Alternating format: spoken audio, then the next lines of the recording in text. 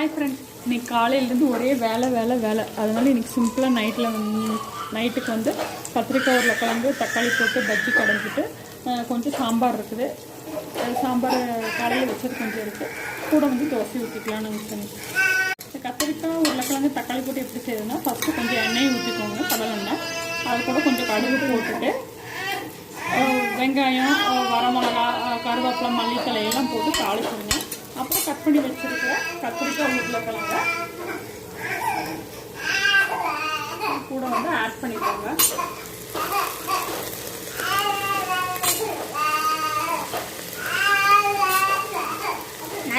நல்லா வாட்டரில் கழுவி நீங்கள் போட்டுக்கோங்க. உள்ள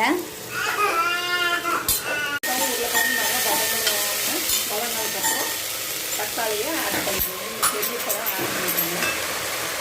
ஆட் பண்ணிவிட்டு ஒரு 2 நிமிஷம் வதக்கிடுங்க. மஞ்சத்தூள், ஒரு ஸ்பூன் மிளகாய்த்தூள், உப்பு வந்து உங்களுக்கு டேஸ்ட் தகுந்த மாதிரி நீங்கள் ஆட் பண்ணிக்கோங்க.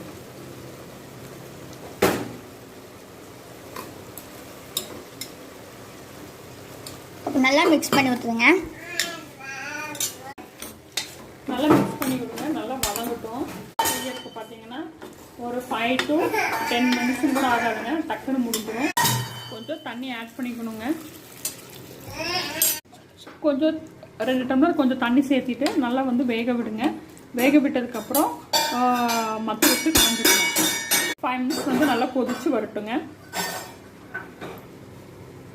5 மினிட்ஸ் நல்லா வந்து வேகாது. ஒரே வேலைங்காடி இந்த சட்னி தான் ஈஸியாக இருக்குங்க. டக்குன்னு அப்படியே டக்குன்னு பண்ணிடலாம்.